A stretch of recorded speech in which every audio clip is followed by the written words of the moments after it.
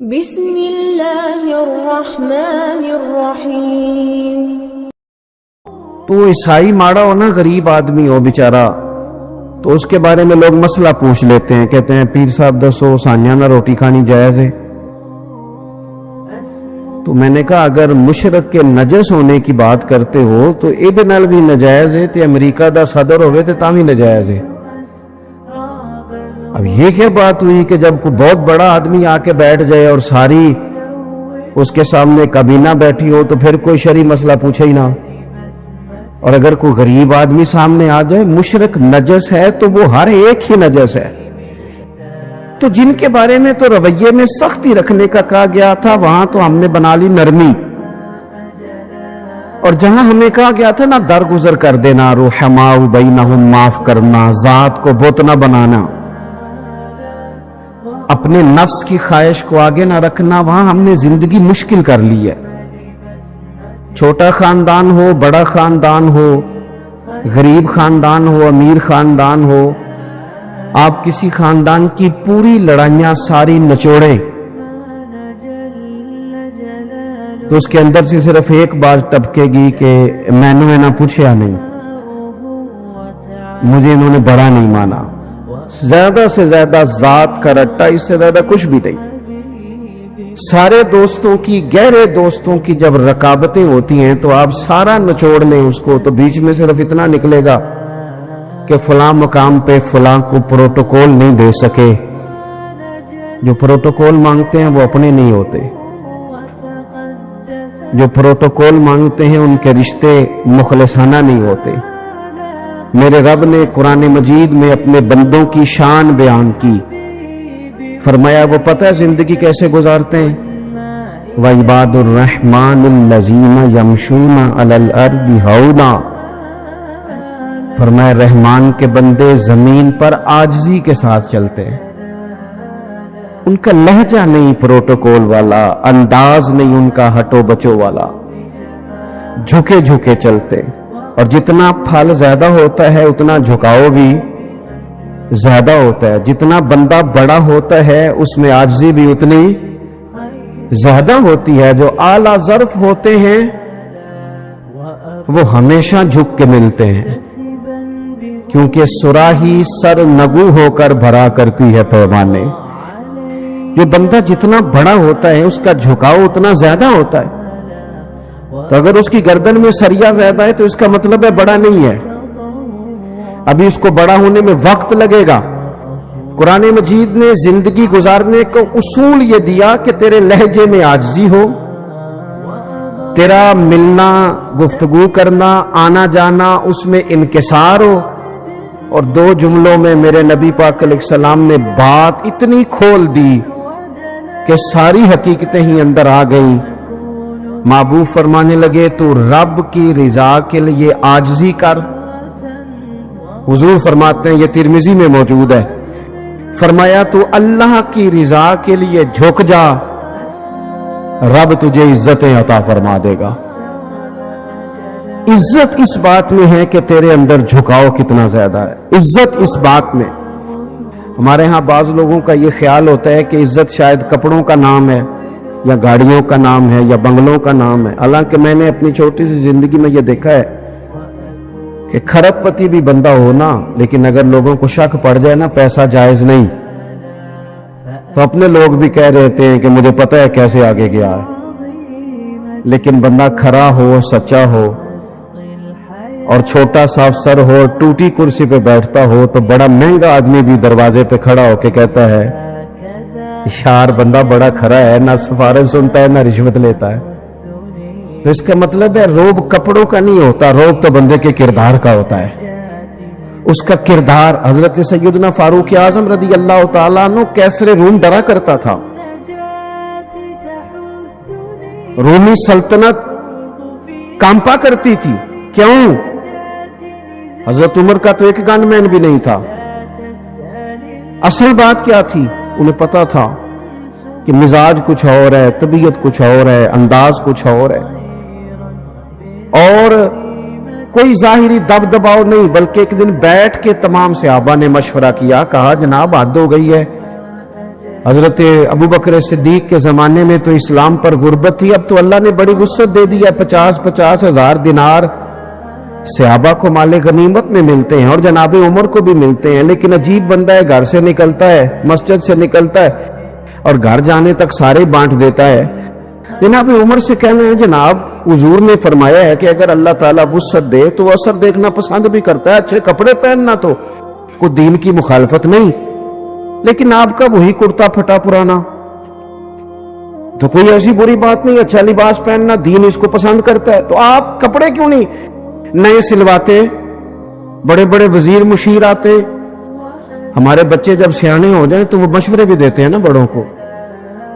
میرے ایک جاننے والے ہیں، تو میں شادی پہ جا رہا تھا تو میرے آگے آگے وہ جا رہے تھے تو انہوں نے بچہ انہوں نے مشورہ دے رہا سی، کہہ رہا سی ابا جی اے ان شادی تے نا مٹھے چولاں تے سالن پا کے نہ کھایا جے بستی ہوندی بندے دی۔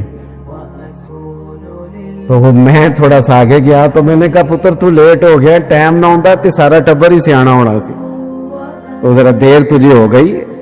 بھئی اصل پہ رہنے دیں، اصل چیز جو ہوتی ہے اس میں تکلف نہیں ہوتا، اصل میں تکلف نہیں ہوتا۔ اور جب آپ کچھ چیزیں ملمہ سازی کر کے لیتے ہیں، ملمہ سازی، ہمارے ایک بزرگ ہیں وہ فرماندے کہنے جدوں دے منڈیاں مینوں کاٹن والے کپڑے پوائے نے میں تے ویاہ تے کدے رج کے روٹی نہیں کھادی، انہوں نے تو میرے اوپر بوجھ ڈال دیا ہے، تکلف پیدا کر دیا زندگی میں۔ حضرت عمر سے کہا جناب، سب صحابہ نے بیٹھ کے مشورہ کیا کہ فاروق اعظم سے کہنا ہے کرتا نیا سلوائیں، قربان جائیں، سادی زندگی کسی پر بوجھ نہیں بنتی۔ جو لوگ اٹھ کے آ جاتے ہیں نا اپنے کام سے، ان کو شوق نہیں ہوتا فوٹو کا، وہ پیچھے بیٹھ کے بھی گزارا کر لیتے ہیں۔ میرے جیسے لوگ جنہیں مسئلہ بن جاتا ہے ویڈیو میں آنے کا، ان کو تو سجنا سنورنا ہوتا ہے۔ حضرت عمر سے کہنا ہے کرتا بدلنے، پیسے کس کو برے لگتے ہیں؟ اچھا جی کہنا تو ہے، پر وہ شعر تو بتاؤ جو عمر سے بات کرے گا۔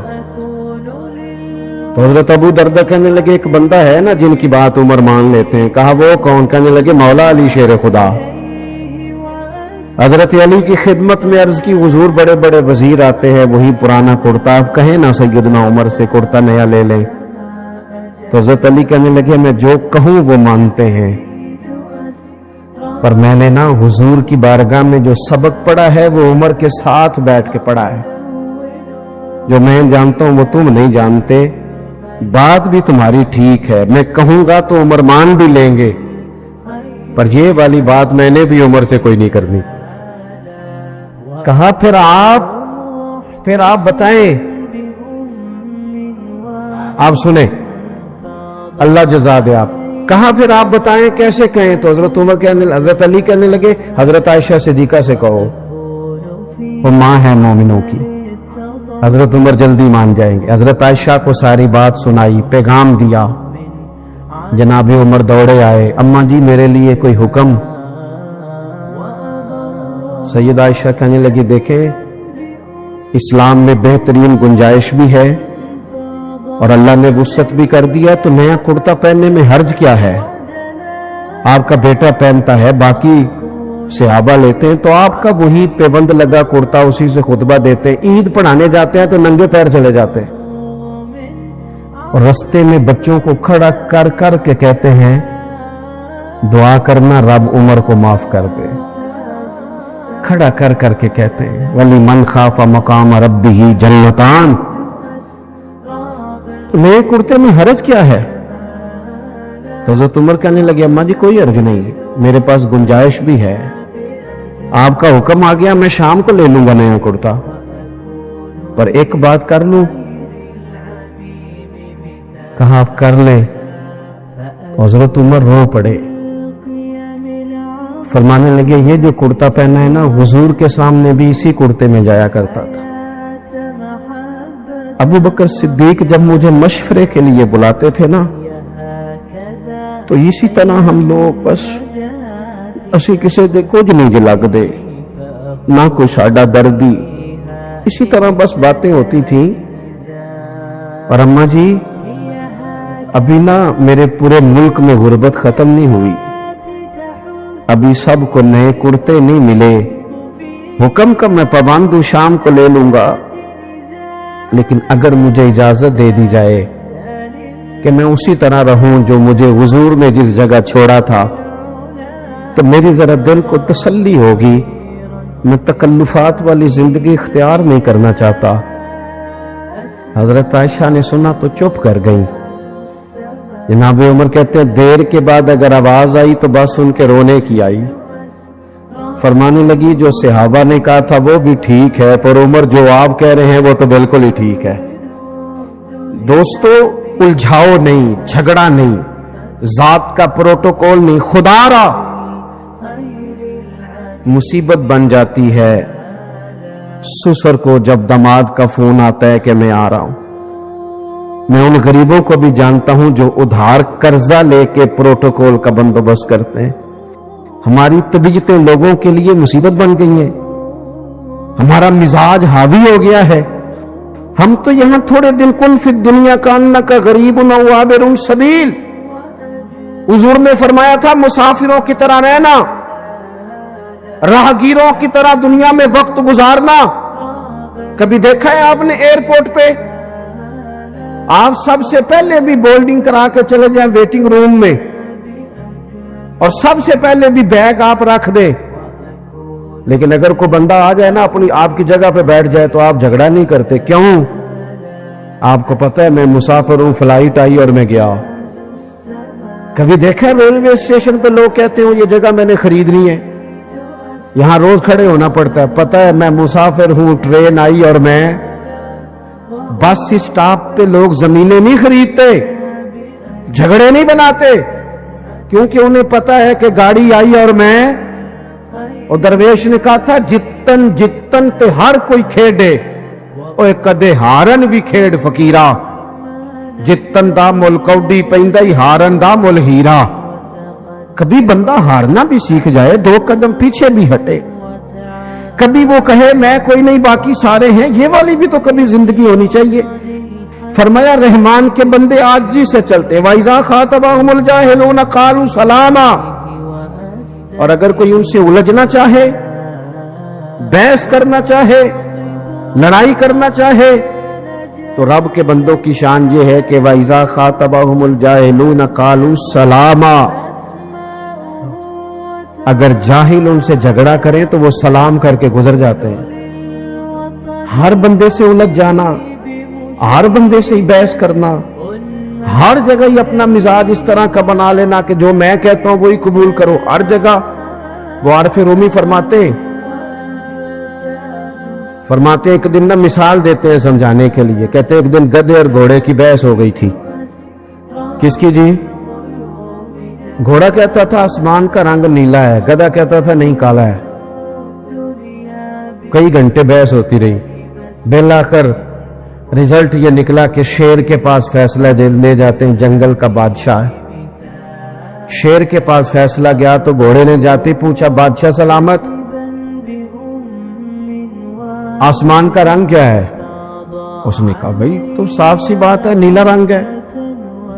तो कहने लगे मैं कहता हूं नीला है और ये गधा कहता है काला है, और सुबह से मेरे साथ बहस कर रहा है।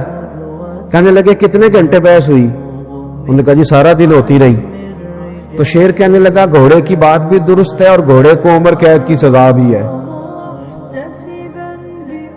घोड़ा कहने लगा बात भी मेरी ठीक है और मुझे उम्र कैद की सजा माना।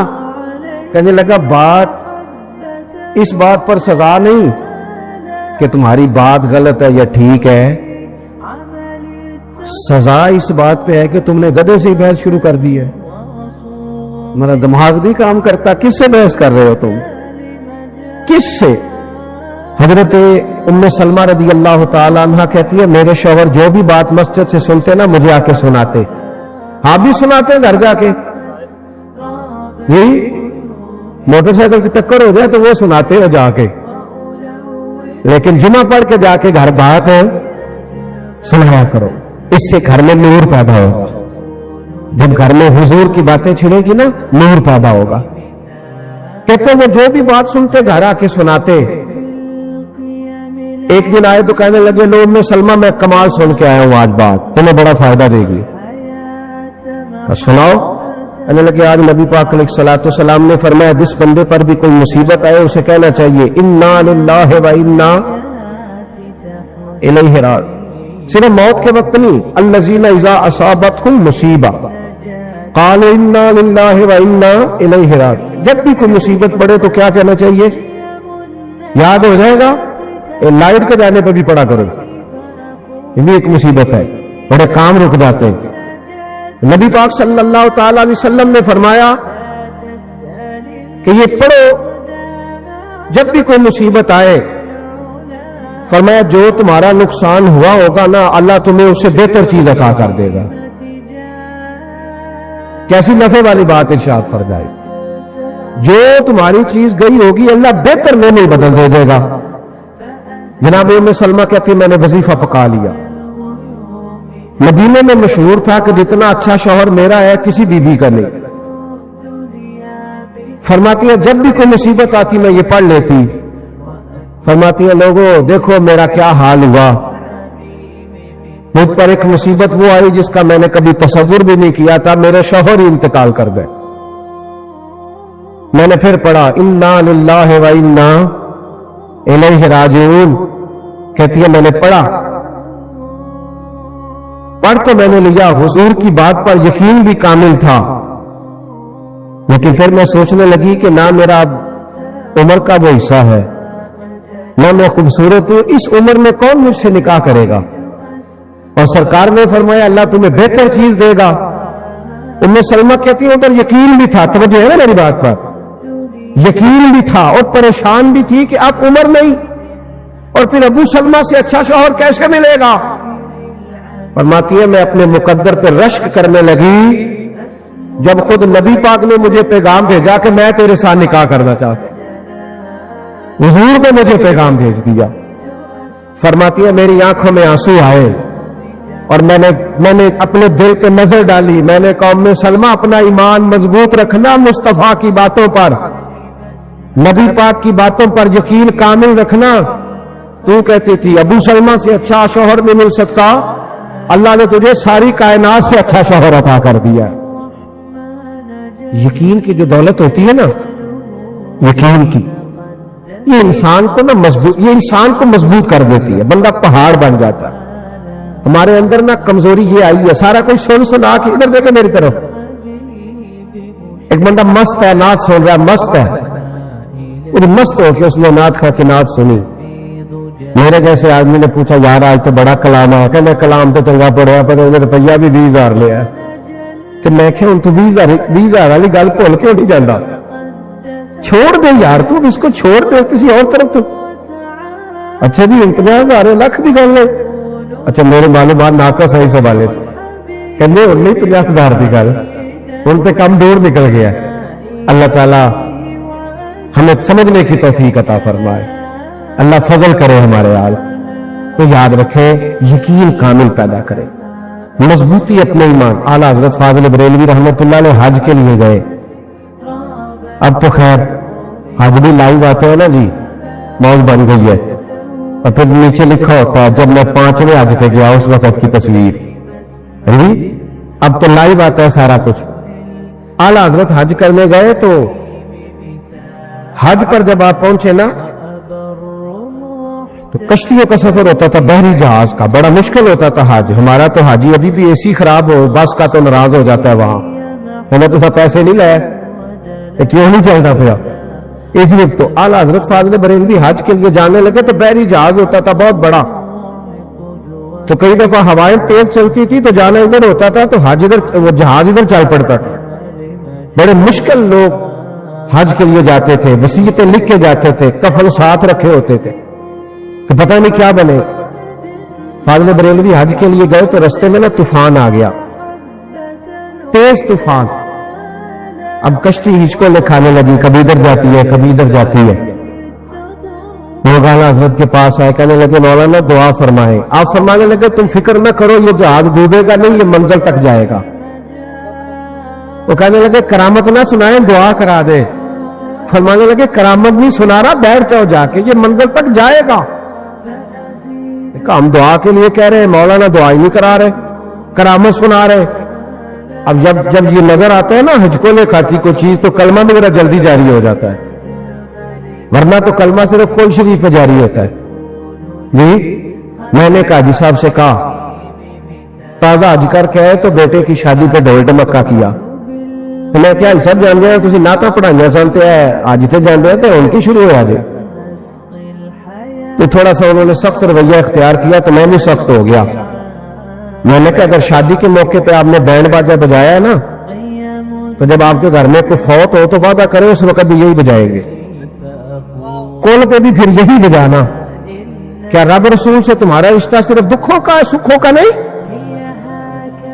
جب اللہ تمہارے گھر، اور میں تو کہا کرتا ہوں تیرے دیندار ہونے کا پتہ ہی تب چلے گا جب تیرے بیٹے کی شادی ہوگی. کل شریف میں تو سارے نیک ہوتے ہیں، سارے وضو کر کے شمارے پڑھنے آ جاتے.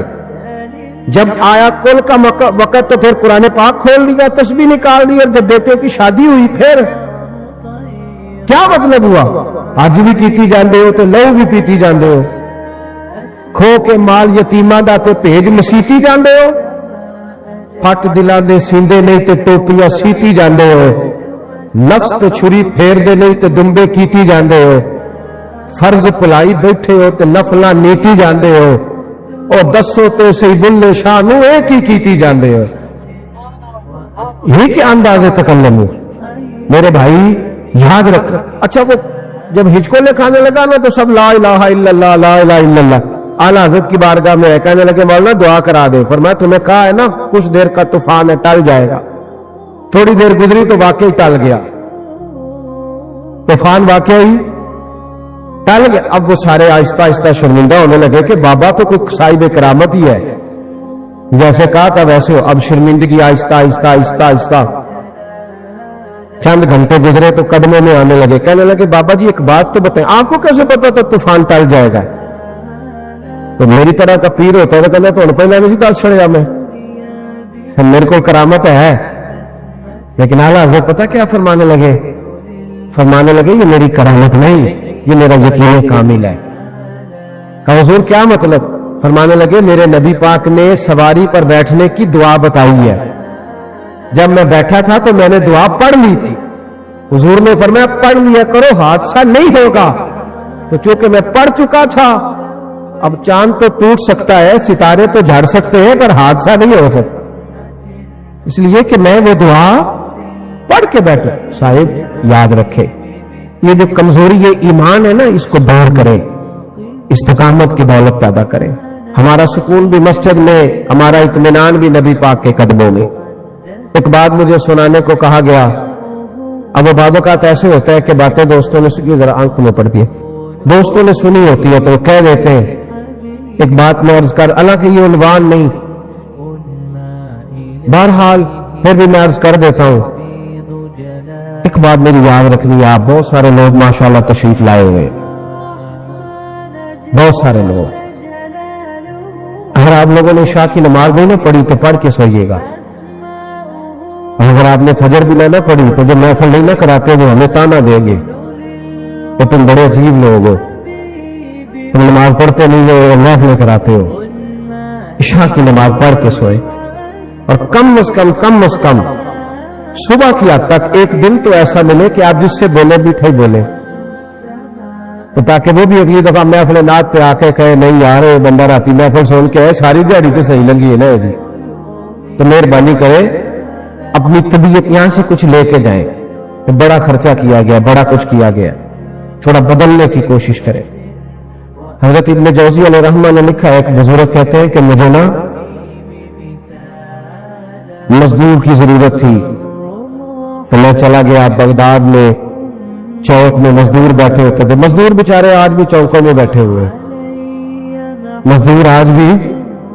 ہمیں کوئی ان کی یہ جس آدمی کے پاس کار آ جاتی ہے نا وہ ریڑی والے کا مذاق اڑانے لگ جاتا ہے. میں ابھی آ رہا تھا، ایک ریڑی والا اس نے سکریپ ریڑی پہ رکھا ہوا تھا، تو میں نے بچوں سے کہا کہ اس کی طرف دیکھو، ادھر دیکھنا میری طرف. ابھی اس بیچارے کے سارا چہرہ بھی گریس سے سیاہی سے بھرا ہوا تھا، ہاتھ بھی پیر بھی. میں نے کہا اس کو نا 400 یا 500 روپیہ ملے گا یہ ریڑی پہ سامان پہنچانے کا. جس کو 1,00,000 روپیہ ملے گا نا وہ بسم اللہ کر کے نہیں پکڑتا. اس کو جب ملنے سے کہنا بسم اللہ الرحمن الرحیم، چاہے بیچارے کو صحیح نہ آتی ہو. یہ جو مزدور پھر اس میں سے جب یہ 100 روپے کی روٹی کھاتا ہے نا، تو آپ یقین کریں جو 5 اسٹار ہوٹل پہ کھانا کھاتے ہیں وہ اس طرح شکر ادا نہیں کرتے. کونے کو بھی اچار لگا ہوتا ہے لیکن ایک روٹی کھا کے نہ تو کہتا الحمدللہ مال کا تیرا شکر ہے. تو میں کہتا ہوں یہ مستی ہے، اس کو چڑھی ہوئی ہے، اور یہ اصلی شکر ادا کرتا ہے، دکھانے والا شکر نہیں. پیرانی رٹی رٹائی دعا نہیں اللہ کار سلامت رہے تھے موجہ لگی رہے تھے برکتاں پکی کیسٹ نہیں چلی ہوئی، بلکہ وہ یہ درد ہے، اصل یہ کیف ہے. اس کو سمجھے. مزدور جو پیسہ لے کے آتا ہے نا گھر میں، اسے پتا ہوتا ہے میں بڑی محنت سے لایا. تو بابا جی کہتے ہیں میں مزدور لینے گیا تو مزدور بغداد کے چوک میں کونے پہ بیٹھے ہوئے تھے. ایک مزدور پہ میں نے نظر ڈالی تو وہ نوجوان تھا، چہرے پہ اس کے مجھے نورانیت نظر آئی. تو میں نے کہا بیٹے مزدوری کرو گے؟ اس نے کہا جی مزدوروں میں بیٹھا ہوں تو مزدوری کرنی ہے. میری بات کی سمجھ آ رہی ہے آپ حضرات کو؟ کہا جناب کروں گا. تو مزدور کہنے لگا جی میری 2-3 شرطیں ہیں. میں نے کہا کہ شرطیں تو مالکوں کی ہوتی ہے. کہنے لگا جی میری بہرحال ہے. میں نے کہا کرو. کہنے لگا جی پہلی شرط یہ ہے کہ لوگ 3 دینار مزدوری 4 دینار لیتے ہیں، میں 3 دینار لوں گا. کہتا میں ہنس پڑا. میں نے کہا یار باقی بھی اس طرح کی رکھ لے ساری. کہنے لگا دوسری شرط یہ ہے کہ جب تک